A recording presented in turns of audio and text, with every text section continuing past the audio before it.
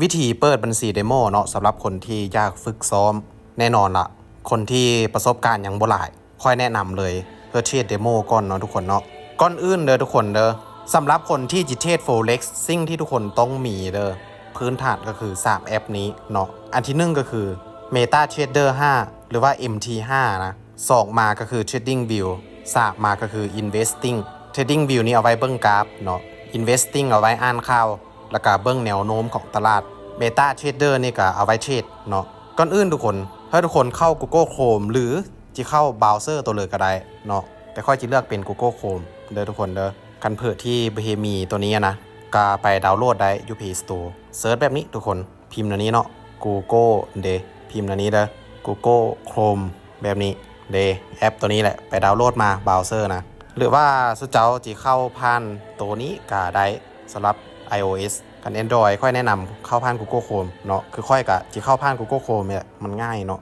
พอเข้ามากระเซิร์ชเลย M H เนาะแล้วก็ยะบ้าง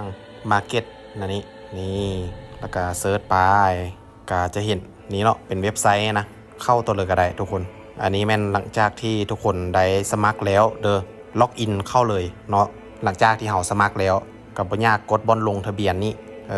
เฮามีบัญชีแล้วเด้เฮาสร้างแล้วเนาะหลังจากนั้นเลื่อนมาลุ่มสุดเด้อกดบอลนี่เนาะเข้าสู่ระบบนี่เวลามันขึ้นหนังสือนั่นนี่นะเจ้ากดฮับเลยเนาะ accept all ตัวนี้นี่หลังจากนั้นเจ้าก็ป้อนเมลแล้วก็รหัสเมลเพื่อล็อกอินเข้าบัญชีเฮาเนาะหลังจากที่ทุกคนได้ล็อกอินแล้วเนาะเลื่อนลงมาลุ่มสุดเด้อแล้วก็มาแตะเลือกบัญชีเดโมเนาะตัวนี้แล้วกดเปิดบัญชีเลยพอมาฮอดหน้านี้ปุ๊บเนาะจะเป็นชื่อบอกเบอร์โทรเมลเลยต่างๆนะเฮาได้ลงทะเบียนก้อนหน้านี้แล้วเฮากับบ่ท่ามาป้อนอีกสุเจ้าก็มีแต่กดบนนี้ทุกคนบนอีเมลนะมันจะมีคำว่าส่งแม่นบ่เพื่อมันส่งข้อความมาเพื่อเอารหัสยืนยันเมลมาป้อนเสื้อทั้งลุ่มนี้เด้อกดตัวนี้นี่ปุ่มดำๆนี้กดไปบัดนึงเนาะแล้วก็คลิกบนนี้นี่อีกบาทนึงหลังจากนั้นเอามือนะแตะตัวนี้เนาะลากมาแถวกลางครึ่งนี้ลากมานี่มันจะมีอันจิ๊กซอว์ว่างๆนี่เนาะลากมาให้มันครึ่งแล้วก็วางเพื่อยืนยันพอมันขึ้นอันนี้ปุ๊บกดโอเคเลยกดตกลงเนาะหลังจากนั้นทุกคนก็เข้ามาเมลจะส่งรหัสมาเนาะCopy เอาเฉพาะตัวเลขเด้อทุกคนเด้อเอาเฉพาะตัวเลขมือแตะค้างแล้วก็กดแบบนี้ไปคัดลอก Copy เอาเนาะแล้วก็เอามาวางซะนี่เลยหลังจากนั้นก็มาเลือกประเภทการบริการเนาะห้องต่อมาก็เลือกเป็น MT5 เด้อเนาะหลังจากนั้นก็เลือก Leverage เนาะก็เลือกเป็น1 ต่อ 2,000 เด้อมันมีแต่1 ต่อ 1,000 เนาะโอเคเลือก1 ต่อ 1,000 ก็ได้แต่เวลาเฮาเทบัญชีจริงมันจะเป็น1 ต่อ 2,000 เนาะทุกคนเนาะแล้วก็เลือกประเภทบัญชีเดโมเนาะค่อยแนะนำเพื่อเลือกเป็นสแตนดาร์ดเด้อบ้านนี้มันก็จะให้เฮาเนาะเลือกจำนวนเงินฝากเฮาต้องการเงินฝากเท่าเลยในบัญชีเดโมมันเป็นเงินปลอมแต่ว่าเวลาที่เฮาไปเทรดนั้นมันเป็นกราฟบัญชีจริงเนาะทุกคนเนาะเป็นกราฟอันเดียวกันเด้อเพราะฉะนั้นอันนี้แหละมาจะให้เฮานี่ได้ประโยชน์เนาะจากการที่เฮานี่เทรดบัญชีเดโมเฮาสามารถฝึกซ้อมเนาะคือค่อยก็แนะนำเพื่อเอาอันตัว 1,000 เหรียญนี่แหละเพราะว่าเวลาที่เฮาเทรดแท้นะงบก็น่าจะบ่เกินนี่นะหรือว่าเผื่อที่จิเทรดงบหลายก็นี่ก็ฝึกงบหลายไว้ก่อนก็ได้เนาะแล้วแต่คือค่อยนี้บ่เกินหลักพันเหรียญดอกค่อยนะก็เลือกเป็น5,000 เหรียญประมาณนี้ซะค่อยบ่เกินนี่อยู่แล้วงบค่อยที่จิเทรดเนาะส่วนอันรหัสอ้างอิงเนี่ยนะบ่จำเป็นเด้อทุกคนเด้อบ่จำเป็นเนาะบ่ต้องป้อนก็ได้อันนี้นะบ่ต้องป้อนนั่นเลยมีแต่บัญชีจริงหั่นสิเจ้าได้ป้อนนะแต่อันนี้บัญชีเดโมซื่อๆบ่ท่าป้อนก็ได้ทุกคนหลังจากนั้นกดยืนยันค่อยลืมกดติ๊กตัวนี้เนาะบอนนี่นะ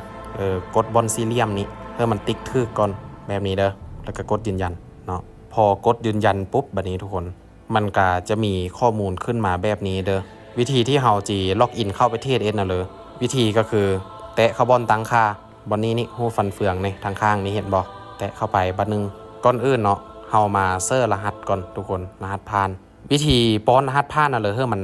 ผ่านตามเงื่อนไขที่เขากำหนดเนาะแบบนี้ค่อยจิป้อนเป็นตัวอย่างให้เบิ่งเด้อสมมุติว่าสุเจ้าซื้อโซดาป๊อปก็เขียนก้อนซื้อสุเจ้านะแบบนี้โซดาป๊อป478หรือว่าจะเขียนตัวเลขกันเลยแล้วแต่47856ตามด้วยหมายจำหมายจุดตามด้วยหมายขีดแล้วก็เซอร์สัญลักษณ์อาจจะเป็นเปอร์เซ็นต์สี่เหลี่ยมดอกจันบวกแบบนี้เพื่อมันปนเดียวนี้นะแล้วป้อนแล้วต้องแคปจอไว้ได้บั บันทึกไว้เนาะโพสต์ลงเฟซไว้บอกแบบว่าโพสต์เพื่อเผยเห็นนะตั้งเป็นส้นโตหรือเจ้าจะไปเก็บไว้ในโทรศัพท์แล้วแต่จะจดไว้ก็ได้สำคัญก็คือเพื่อมันมีองค์ประกอบประมาณนี้เดิมมีตัวเลขพอมีหมายจุดหมายจำมีหมายมันแยกอะไรแบบนี้นะมีตัวพิมพ์เยอะตัวพิมพ์น้อยคือค่อยเห็นบอโซดาป๊อปก็คือตัว S ตัวพิมพ์เยอะก่อนแล้วก็ตามด้วยตัวพิมพ์น้อยแบบนี้จึงผ่านเนาะหลายคน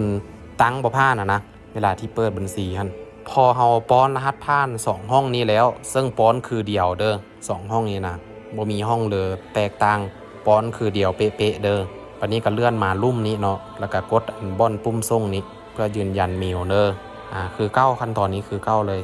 เป๊ะๆบ่มีเลยเปลี่ยนแปลงจากนั้นก็ไปเอารหัสเมลอีกเทื่อนึงเฮ็ดแนวนี้นี่2เทื่อแล้วเนาะทุกคนเนาะหลังจากนั้นก็มาวางซะนี่แล้วก็กดยืนยันไปแบบนี้หลังจากนั้นเด้อเข้ามาแอป MT5 ตัวนี้นี่เนาะกดเข้าไปจากนั้นก็กดอนุญาตกดยอมรับทั้งหมดแล้วมาเปิดบัญชีทดลองเนาะคันกรณีที่เฮานะเปิดบัญชีจริงก่อนหน้านี้แล้วแบบนี้เด้อคือเข้ามามันจะเป็นอันนี้บ่บางๆแบบนี้สุเจ้ากะมากดเซอร์บอนนั่นซ่องค้นหาโบรกเกอร์นี่เนาะซื้อบริษัทมันบ่พิมพ์แบบนี้เนาะทุกคนเนาะเลือกตัวนี้เลยพอมันขึ้นอันนี้เนาะเฮากะแตะเข้านี่เลยหลังจากนั้นเนาะมันจะมีอันเพื่อเฮาเปลี่ยนบนนี้เด้อทุกคนเด้อเซิร์ฟเวอร์นี่เนาะเปลี่ยนเซิร์ฟเวอร์นี่ก่อนเปลี่ยนจากตัวที่1นี่นะเพื่อมันเป็นตัวที่2ก็คือเดโมเนาะนี่แล้ววันนี้ก็ลงชื่อเข้าไซต์มันบอกมาเอาวันนี้นี่เดมาเอาวันนี้เนาะตัวเลขอันนี้นี่บอนบัญชีเดโมเด้อนี่จิไปเอาน้ำเมลกาได้เด้อทุกคนเด้อกันจิมาเอาวันนี้ก็มาแตะบอนตั้งค่านี้บอนอันรูปอันฟันเฟืองน้อยๆนี่แตะเข้าไป